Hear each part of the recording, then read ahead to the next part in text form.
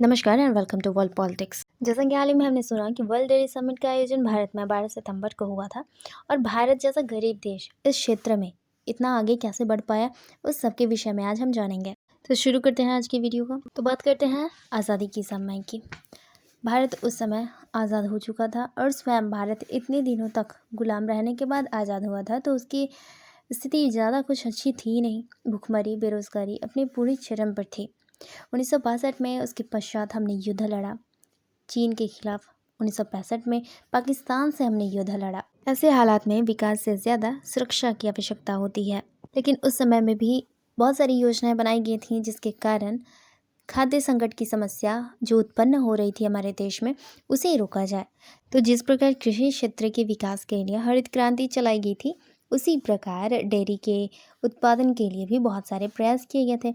उसे ही श्वेत क्रांति कहा जाता है। डेयरी क्षेत्र के विकास के लिए 1965 में NDDB यानी कि नेशनल डेयरी डेवलपमेंट बोर्ड का निर्माण किया गया था और इसी NDDB का काम था कि दूध उत्पादन में बढ़ोतरी करना। इस NDDB के अध्यक्ष वर्गीस कुरियन थे और यह सब मुख्य रूप से इसके पीछे उन्हीं का प्लान काम कर रहा था। मास्टर प्लान उन्हीं का था। हमारे देश में यानी कि भारतीय डेयरी क्षेत्र सहकारी मॉडल पर आधारित है। भारत गांव का देश है और गांव देहात में दूध उत्पादन होता है। सभी एक दो गाय तो पक्का रखते ही हैं, लेकिन उन्हें बेचने के लिए उनके पास कोई साधन तो था नहीं। इसलिए NDDB ने गांव में संस्थाएं बनाई जिनके द्वारा बेचे जाने वाले दूध को इकट्ठा किया गया और बहुत सारे माध्यमों का प्रयोग करके उस दूध को शहरों तक पहुंचाया। तो इस तरह 1970 में जाकर यह श्वेत क्रांति सफल हुआ। इस तरह भारत अमेरिका को पछाड़कर विश्व का सबसे बड़ा दूध उत्पादक देश बन गया। क्योंकि इस श्वेत क्रांति को लाने में कृषि वैज्ञानिक वर्गीस कुरियन का विशेष महत्व रहा, इसलिए उन्हें भारत का मिल्कमैन और father of the white revolution भी कहा जाता है। इसलिए डॉक्टर कुरियन को पद्म विभूषण, जो कि भारत का दूसरा सर्वोच्च नागरिक सम्मान है, उन्हें दिया गया।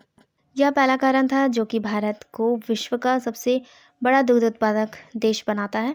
दूसरा मुख्य कारण है कि पिछले 8 वर्षों में सरकार ने इस क्षेत्र में बहुत सारे प्रयास किए हैं। इसके कारण ही पिछले 8 वर्षों में दुग्ध उत्पादन में 40% से अधिक की वृद्धि हुई है। बात करें पिछले 8 सालों की, तो 2014 से 15 के बीच में 146.31 मिलियन टन इसका उत्पादक दर था, लेकिन 44% की इन 8 सालों में वृद्धि हुई है।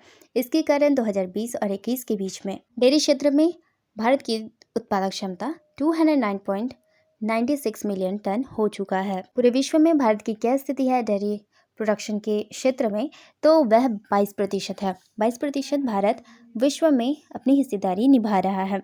जैसा कि हम जानते हैं कि पिछले महीने 12 सितंबर 2022 को IDF की ओर से वर्ल्ड डेयरी समिट का आयोजन भारत में कराया गया। इस IDF का फुल फॉर्म है इंटरनेशनल डेयरी फेडरेशन और इसका निर्माण हुआ था 1903 में ब्रुसेल्स, बेल्जियम में। इंटरनेशनल डेयरी फेडरेशन के आज के अध्यक्ष हैं पियर क्रिस्टियानो ब्राजील। इसी तरह IDF हर साल वर्ल्ड डेयरी समिट का आयोजन करता है। 2022 में इसने भारत में इसका आयोजन किया और यह भारत में ग्रेटर नोएडा स्थित India expo centre and mart में आयोजित किया गया। उत्तर प्रदेश भारत का सबसे ज़्यादा दुग्ध उत्पादन करने वाला राज्य है। यह जो वर्ल्ड डेयरी समिट था 12 से 15 सितंबर तक चला। इसमें दुनिया भर के 50 देशों के पार्टिसिपेंट्स शामिल हुए। इस वर्ल्ड डेयरी समिट में साथ ही भारत के अमूल, मदर डेयरी, नंदिनी जैसे प्रमुख ब्रांड जो डेयरी ब्रांड है वे भी शामिल हुए। इस बार का 2022 का वर्ल्ड डेयरी समिट का थीम क्या था, उसे जान लेते हैं। इस बार का थीम था पोषण और आजीविका हेतु डेयरी, यानी कि dairy for nutrition and livelihood. एक और फैक्ट है जो आपको जाननी चाहिए, यह वर्ल्ड डेयरी समिट जो 2022 में हुआ, यह भारत में दूसरा वर्ल्ड डेयरी समिट का आयोजन हुआ था। इसके पूर्व भारत में एक बार और वर्ल्ड डेयरी समिट का आयोजन हो चुका है, जो कि 1974 में लगभग आधा दशक पहले इसका आयोजन भारत में हुआ था। तो इस तरह 2022 में भारत में वर्ल्ड डेयरी समिट का यह दूसरा आयोजन है। अब बात करते हैं इसके महत्व की। आखिरकार भारत विश्व का सबसे बड़ा दुग्ध उत्पादक देश बन गया है, तो इससे भारत को क्या फ़ायदा है, इसकी बात हम कर लेते हैं। पहला फ़ायदा है कि यह डेयरी प्रोडक्शन भारत की आय को वृद्धि करने में सहायता कर रहा है और दूसरा है छोटे डेयरी किसान यानी कि अधिकतर महिलाओं को यह सशक्त करने में सक्षम बन रहा है। तीसरी बात करें तीसरे फायदे की, तो इससे 8 करोड़ डेयरी किसानों को सहयोग मिला। यानी कि भारत के डेयरी प्रोडक्शन के कारण भारत के 8 करोड़ किसान जो कि डेयरी प्रोडक्शन पर निर्भर करते हैं, उन्हें फ़ायदा मिल रहा है, उनकी आय में वृद्धि हो रही है। तो ये तो थे भारत को मिलने वाले फ़ायदे जो कि डेयरी प्रोडक्शन के कारण भारत को मिल रहे थे। इसके साथ ही देश दुनिया में भी डेयरी प्रोडक्शन के कारण बहुत सारे लोग सशक्त हो रहे हैं। तो आज की इस वीडियो में हमने डेयरी प्रोडक्शन भारत में किस तरह बढ़े हैं, IDF क्या है, वर्ल्ड डेयरी समिट उसको जाना, और साथ ही भारत को इससे मिलने वाले फ़ायदे भी जाने। विश्व को भी इससे बहुत सारे फ़ायदे मिलते हैं। तो इस तरह के फैक्ट्स एंड न्यूज़ जानने के लिए सब्सक्राइब करें चैनल को। मिलेंगे फिर से नए वीडियो में नए टॉपिक के साथ। तब तक के लिए जय हिंद, जय भारत।